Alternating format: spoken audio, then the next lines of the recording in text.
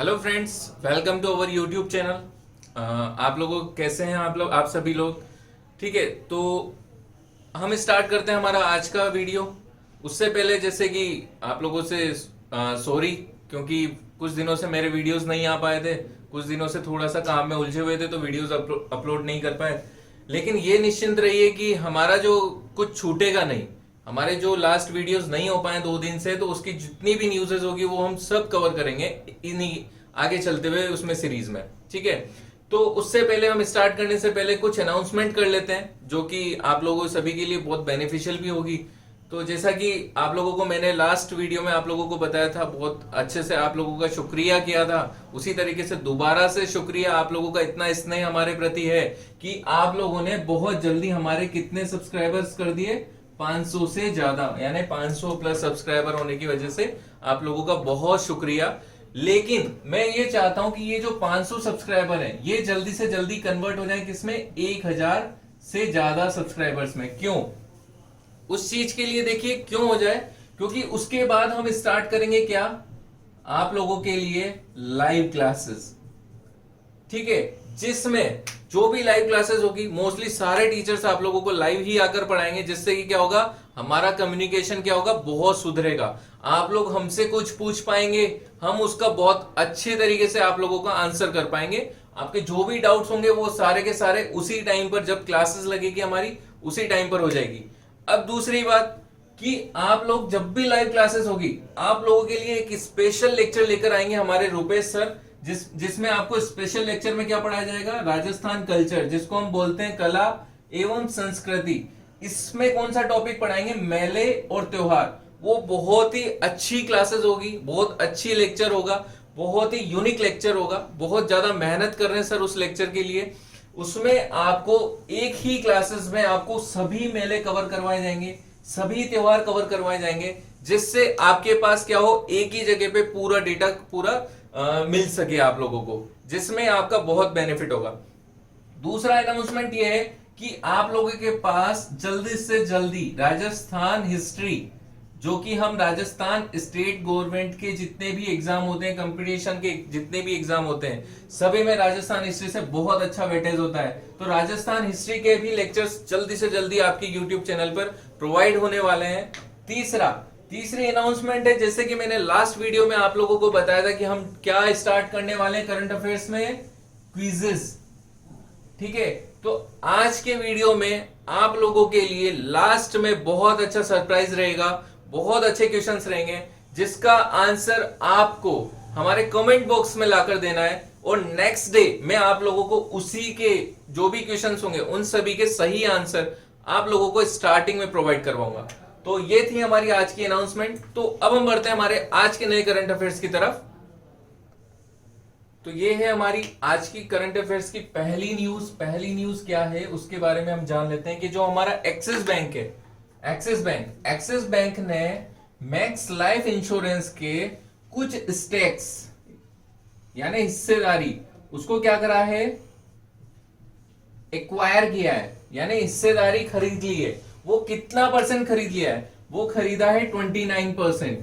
ठीक है? यानी एक्सिस बैंक ने मैक्स लाइफ इंश्योरेंस की हिस्सेदारी खरीदी है, कितना परसेंट खरीदी है, 29%। आप लोगों को ये याद रखना है कि एक्सिस बैंक की मैक्स लाइफ इंश्योरेंस में पहले से जो भी हिस्सेदारी थी वो कितनी परसेंट थी, वो थी 1%। तो अब टोटल कितनी हो गई है, टोटल हो गई है हमारी 30%, यानी 30 और 70 का रेशियो हो गया। तो 30 तो है किसका, एक्सिस बैंक का, और 70% किसका है, मैक्स लाइफ इंश्योरेंस का। ठीक है? तो जो भी मैक्स लाइफ इंश्योरेंस के जो भी स्टेक्स है उसमें 30% हिस्सा किसका है, एक्सिस बैंक का, और 70% हिस्सा किसका है, खुद का मैक्स लाइफ इंश्योरेंस का।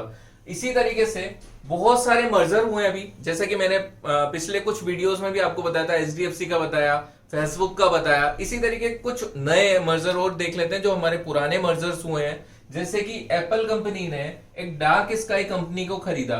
ये क्या है डार्क स्काई, ये है हमारी वेदर ऐप।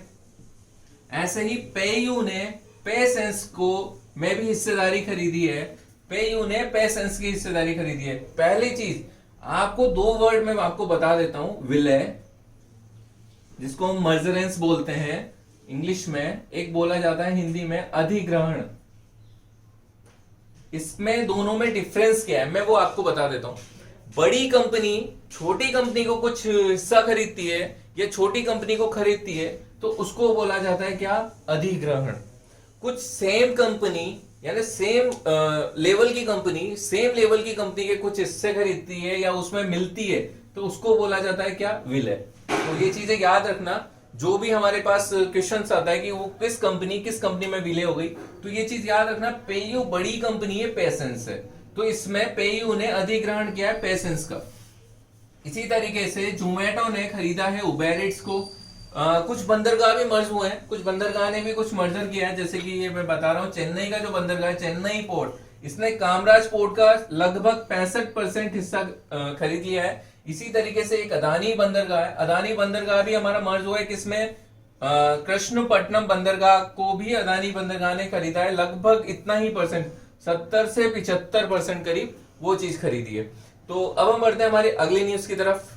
तो अब हम बढ़ते हैं हमारे अगले क्वेश्चन की तरफ, जो कि है रोहतांग पास, जिसको हम बोलते हैं रोहतांग दर्रा। जिसको पास से नहीं पता वो एक बार याद रख लें, दर्रा ये कहां पर है। फर्स्ट आपका क्वेश्चन ही ये हो गया कि आपका रोहतांग पास कहां है। अभी क्योंकि रोहतांग जो दर्रा है हमारा बहुत ज्यादा न्यूज में था, चर्चित था न्यूजों में, तो इसलिए ये जरूरी है कि याद रखा जाए। रोहतांग पास से भी रिलेटेड क्वेश्चन पूछे जा सकते हैं। तो रोहतांग पास कहां पर है, हिमाचल प्रदेश, ठीक है। रोहतांग पास कहां पर है, हिमाचल प्रदेश में। अब रोहतांग पास कहां पर आता है बीच में, तो वो चीज भी आपको याद होनी चाहिए। जैसे कि आप मनाली से लेह तक चलेंगे तो उस बीच में आपको दो पास मिलेंगे, यानी दो दर्रे मिलेंगे आपको। वो कौन कौन से हैं, एक तो हमारा रोहतांग पास ही है और एक है बारालाचे पास, ठीक है। बारालाच पास, इसको बारालाचन पास भी बोला जाता है, यानी बारालाचन दर्रा भी बोला जाता है, तो वो चीज भी याद रखिए। अब मनाली से लेह तक अगर आप ट्रेन से जब जाते हैं, ट्रेन से अगर सफर करते हैं तो वहां पर एक रेलवे स्टेशन आएगा जो पूरा का पूरा सुरंग में, यानी पूरा का पूरा टनल के अंदर ही है, यानी पूरा रेलवे स्टेशन ही टनल के अंदर है। तो वो चीज भी आप याद रखिए, उसको क्या बोला जाता है, कीलोंग। क्या बोला जाता है, कीलोंग। मनाली से रिलेटेड अगर मैं बात करता हूं तो मनाली में एक फेमस टेम्पल है, फेमस टेम्पल के ऊपर भी कई सारे क्वेश्चंस आ जाते हैं कि वहां पर जो सबसे फेमस टेम्पल है वो किसका है, वहां पर कौन से भगवान का मंदिर है वो, तो उसमें जो टेम्पल है वो है हिडिंबा टेम्पल, हिडिंबा मंदिर। तो जैसे कि महाभारत में बताया है कि महाभारत में ये बताया गया है कि भीम, आप लोग सभी जानते होंगे पांडव पुत्र में एक था हमारा भीम जो सर्वशक्तिशाली था। तो भीम की एक राक्षसी पत्नी हुआ करती है, उनका नाम है हिडिंबा। आज भी वहां पर पूजा होती है वहां पर मंदिर में, और बहुत फेमस मंदिर है। तो एकमात्र इंडिया में सिर्फ एकमात्र ही मंदिर है हिडिंबा का, तो जो वहां पर है। ऐसे ही हिमाचल प्रदेश से रिलेटेड अगर हम बात करते हैं तो वहां का स्टेट एनिमल, राज्य पशु कौन सा है, तो वो राज्य पशु है बर्फीला तेंदुआ, जिसको इंग्लिश में बोला जाता है क्या, स्नो लेपर्ड। हिमाचल प्रदेश ने, स्टेट ने एक स्कीम लॉन्च करी हुई है, वो स्कीम है ई संजीवनी ओपीडी। इसके तहत डॉक्टर्स जो वहां पे मरीजों का इलाज करेंगे, जो कि बहुत बेनिफिशियल होगा हर एक जैसे कि हम देख रहे हैं लॉकडाउन के चलते बहुत दिक्कतें आ रही है, तो ये स्कीम वहां पर हिमाचल प्रदेश में स्टार्ट करी कि वहां पर लॉकडाउन के चलते बहुत अच्छे अच्छे डॉक्टर्स मरीजों को बहुत अच्छे तरीके से देखेंगे और जल्दी से जल्दी उनका इलाज करा जाएगा। तो अब हम बढ़ते हैं हमारी अगली न्यूज की तरफ। तो ये है हमारी अगली न्यूज है प्रीति सूदन से रिलेटेड। प्रीति सूदन कौन है, पहली चीज तो ये सचिव है, किस मिनिस्ट्री की सचिव है, स्वास्थ्य एवं परिवार कल्याण, यानी किस मंत्रालय की सचिव है, स्वास्थ्य एवं परिवार कल्याण, यानी अगर इंग्लिश में हम बात करें secretary of the ministry of health and family welfare. इनका जो पीरियड था, इनका जो कार्यकाल था वो बिल्कुल खत्म हो चुका था, इनको एक्सटेंड कर दिया गया है कितने महीने के लिए, 3 मंथ्स के लिए। तो ये आप लोग याद रखिए कि इनको 3 महीने के लिए फिर एक्सटेंड कर दिया है। इनका जो पीरियड था वो पूरा कंप्लीट हो चुका है, खत्म हो चुका है, कोरोना वायरस के चलते हुए इनको 3 महीने का एक्सटेंड कर दिया इनको, इनका जो पीरियड था वो। इसी तरीके से कई सारे अभियान जो हमारे हैं, सचिव, पहले बात तो आप ये याद रखिए कि सचिव होता कौन है, सचिव बनते कैसे हैं और सचिव होता कौन है। तो आप लोग ये याद रखिए कि जो मंत्री होते हैं हमारे, यानी किसी मंत्रालय के जो हम मंत्री बनाते हैं, तो जो सबसे हाईएस्ट पोस्ट होती है, उस मंत्रालय की जो सबसे हाईएस्ट पोस्ट होती है, उनको इतना, उनके इतने राइट्स होते हैं, उनको इतना हक होता है कि वो डायरेक्टली मंत्री को वो करते हैं, मंत्री को बोला जाता है डायरेक्टली, वो जो ऑडिट करेंगे या डायरेक्टली उनको जवाब देना है, वो सिर्फ डायरेक्टली किसको देंगे? मंत्री को। तो सचिव कौन होता है? Secretary, secretary of ministry. ऐसे ही नाम से समझ गए हम कि जो हमारा मंत्री होता है उसका पर्सनल सेक्रेटरी भी हम इसको बोल सकते हैं, मंत्रालय का पर्सनल सेक्रेटरी, ना कि मंत्री का, यानी मंत्रालय का पर्सनल सेक्रेटरी। अभी बहुत सारे हमारे नए सचिव बने, नए सेक्रेटरी बने, तो वो हम एक बार डिस्कस कर लेते हैं। और एक और चीज कि मैंने इसके लिए आप लोगों के लिए पीडीएफ कंप्लीट कर दी है, जो जो नए नियुक्तियां हुई है सचिव के लिए, तो वो पीडीएफ आपको कहां मिलेगी? जैसे मैंने लास्ट वीडियो में बताया था हमारे टेलीग्राम चैनल पे, वो टेलीग्राम चैनल लास्ट वीडियो में आपको बता चुका हूं, दोबारा मैं आपको बता देता हूं। जो हमारा टेलीग्राम चैनल है प्रूडेंस कोटा के नाम से है, तो वो चैनल मेरा ही है खुद का, तो आप इसमें इसकी पीडीएफ आपको मिल जाएगी।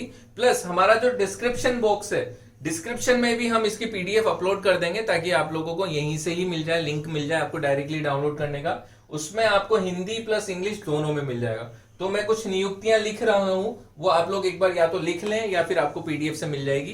तो अब हम डिस्कस करते हैं कुछ नई नियुक्तियां।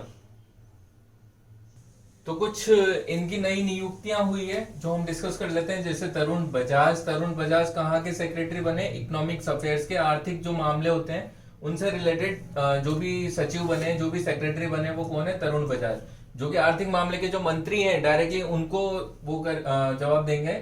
इसी तरीके से तरुण कपूर, दोनों में कंफ्यूज मत हो जाना, दोनों का नाम तरुण है, बस सरनेम अलग है, इसलिए कंफ्यूज मत हो जाना।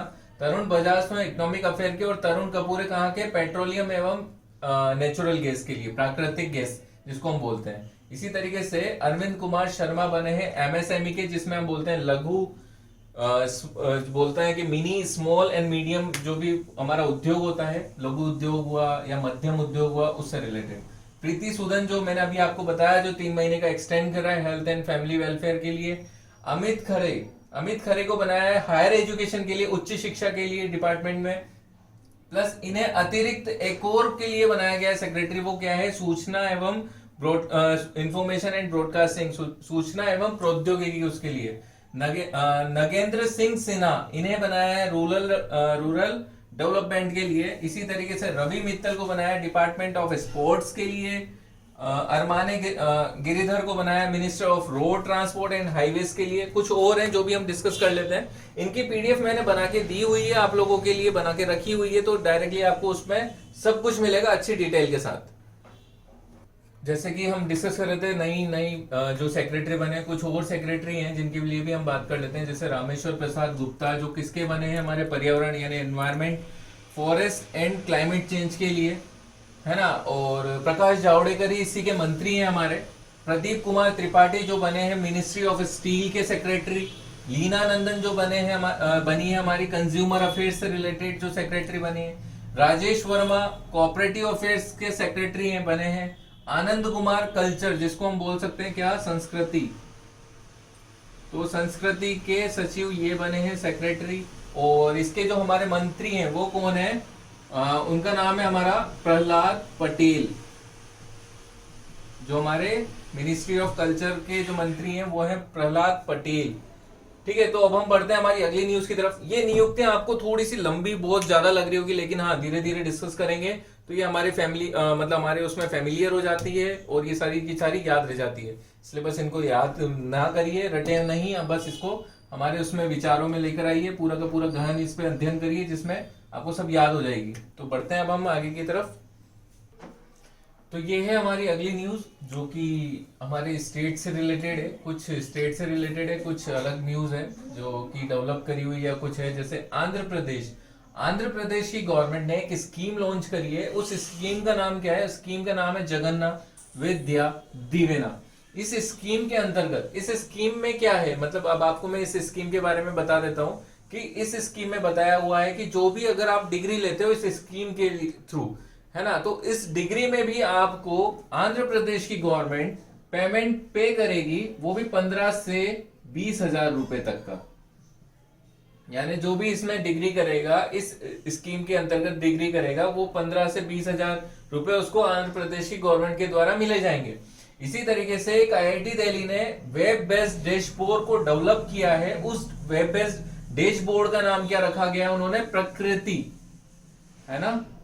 क्या नाम रखा है? प्रकृति। ये कोरोना वायरस के लिए डैशबोर्ड बनाया गया है। इसी तरीके से बेंगलुरु की जैसे जो हमारा साइंस सेंटर है जिसको हम बोलते हैं CENS, जिसको हिंदी में बोला जाता है नैनो एवं मृदु पदार्थ विज्ञान केंद्र, इन्होंने एक इलेक्ट्रिक चार्ज मास्क को डेवलप किया है। उस इलेक्ट्रिक चार्ज मास्क यानी विद्युत आवेश का कोई मास्क उन्होंने डेवलप किया है। उसका नाम क्या रखा है? उसका नाम रखा हुआ है उन्होंने ट्रीबो ई मास्क।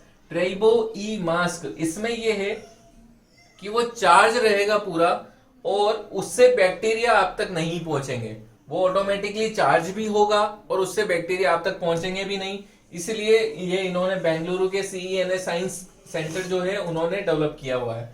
ऐसे ही एशियन डेवलपमेंट बैंक, जो हमारे महामारी चल रही है कोरोना वायरस की, कोविड-19 पैंडेमिक, उससे लड़ने के लिए एक लोन को अप्रूव किया है। वो लोन कितना है? 1.5 बिलियन US डॉलर, अमेरिकी डॉलर, इतना उन्होंने लोन हमें इंडिया को अप्रूव किया है। ऐसे फाइनेंस मिनिस्ट्री, हमारा जो वित्त मंत्रालय है, वित्त मंत्रालय ने एक IFSCA यानी इंडियन फाइनेंस सिक्योरिटी कोड को उन्होंने एक संस्था बनाई है जो का उसका हेडक्वार्टर कहां पे है? उसका हेडक्वार्टर बनाया गया है कहां पर? गांधीनगर में। तो अब हम बढ़ते हैं हमारी अगली न्यूज की तरफ।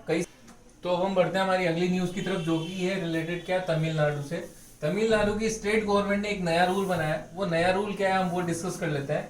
जो भी कोरोना वायरस से जो पॉजिटिव है, जो इन्फेक्टेड है, अगर उनकी मृत्यु हो जाती है, उनकी डेथ हो जाती है, उनका निधन हो जाता है, तो जो उनकी बॉडी है उसको क्या करती है गवर्नमेंट? उसको ना ही अपने उनकी फैमिली को सौंपी जाती है, उनको अलग से दफनाया जाता है या फिर जलाया जाता है। ठीक है, तो उसमें अगर कोई अड़चन पैदा करता है ना, यानी उनको कोई दफनाने या फिर जो गवर्नमेंट के रूल बना रखे हैं उन्होंने दफनाने के कहां पर दफनाना है या फिर कहां पर वो उनका अंतिम संस्कार जो भी करेंगे, अगर उसमें कोई अड़चन पैदा करता है ना तो उसको डायरेक्टली जेल करी जाएगी। वो भी कितने साल की? 3 साल की। ये एक रूल बना है कि आप जो भी कोरोना वायरस से इन्फेक्टेड पेशेंट है, अगर उनकी डेथ बॉडी के से रिलेटेड जो भी कदम उठाती है हमारी स्टेट गवर्नमेंट, उसमें अगर बाधा पैदा करते हो या अड़चन पैदा करते हो तो आपको डायरेक्टली 3 साल की जेल हो जाएगी। ये एक नया रूल बनाया। ऐसे ही तमिलनाडु में बटरफ्लाई यानी तितली के संरक्षण के लिए एक ट्रॉपिकल बटरफ्लाई ऑब्जर्वेटरी बनाई है। यानी बटरफ्लाई के संरक्षण के लिए, ऑब्जर्वेशन के लिए एक उन्होंने ऑब्जर्वेटरी बनाई है। उसका नाम क्या है? Tropical butterfly observatory. कहां पर है? त्रिची में। त्रिची को किस नाम से भी जाना जाता है? तिरुचिल्लापल्ली के नाम से भी जाना जाता है। यहां पर कई बार एग्जाम में आ चुका है। इस फेमस टेम्पल का नाम क्या है? फेमस टेम्पल रंगनाथ स्वामी मंदिर है। वहां पर रंगनाथ जी का मंदिर है, बहुत बड़ा, बहुत फेमस मंदिर है और ये कई बार एग्जामों में पूछा जा चुका है कि तिरुचिरापल्ली में सबसे फेमस मंदिर का नाम बताइए। ये कई बार एग्जामों में पूछा जा चुका है, इसलिए बहुत इंपॉर्टेंट है, याद रखिएगा। ऐसे ही हटको के नए चेयरमैन कौन बने? हटको के नए चेयरमैन बने हमारे शिवदास मीणा। ठीक है, अब हटको क्या है? आवास एवं शहरी विकास निगम, जिसको हम बोलते हैं housing and urban development corporation.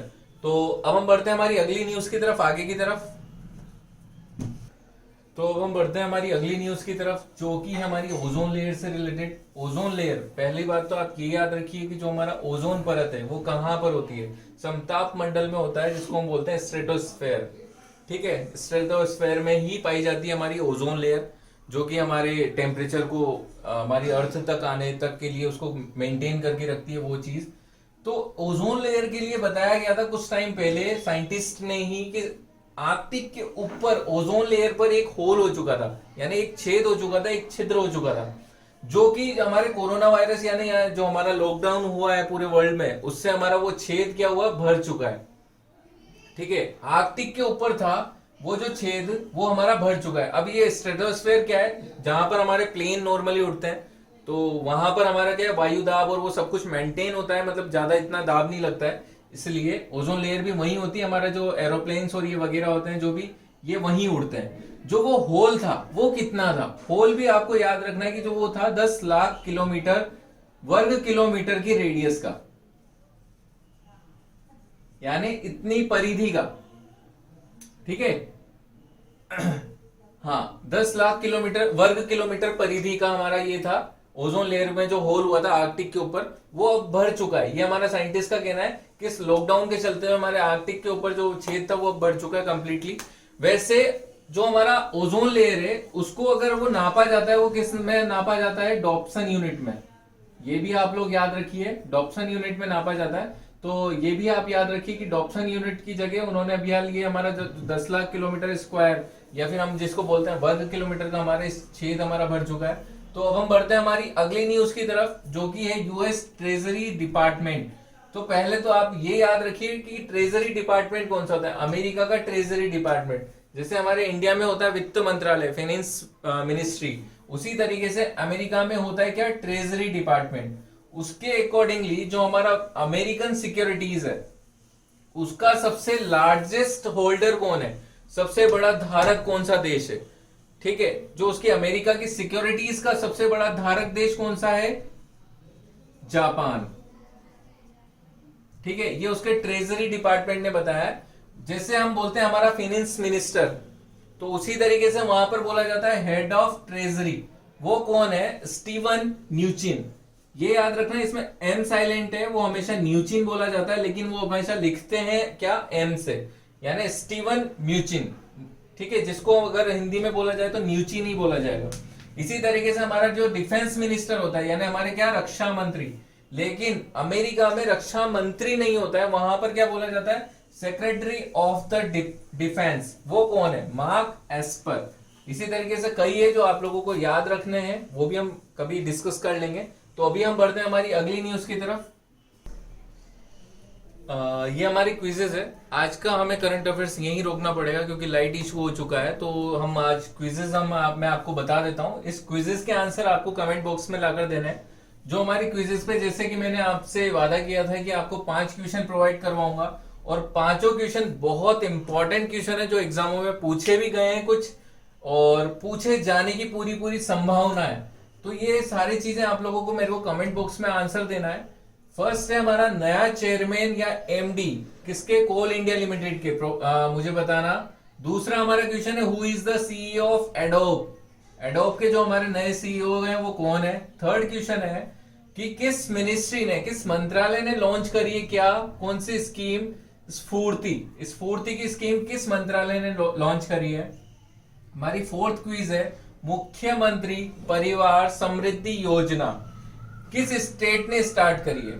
हमारा फिफ्थ है international day of zero tolerance for female genital mutilation कब मनाया जाता है? ये पांचों के पांचों क्वेश्चन मैं कल डिस्कस करूंगा आपसे वीडियो के स्टार्टिंग में, अगले हमारे वीडियो में। तो अब हम मिलते हैं अगले वीडियो के साथ। Thank you.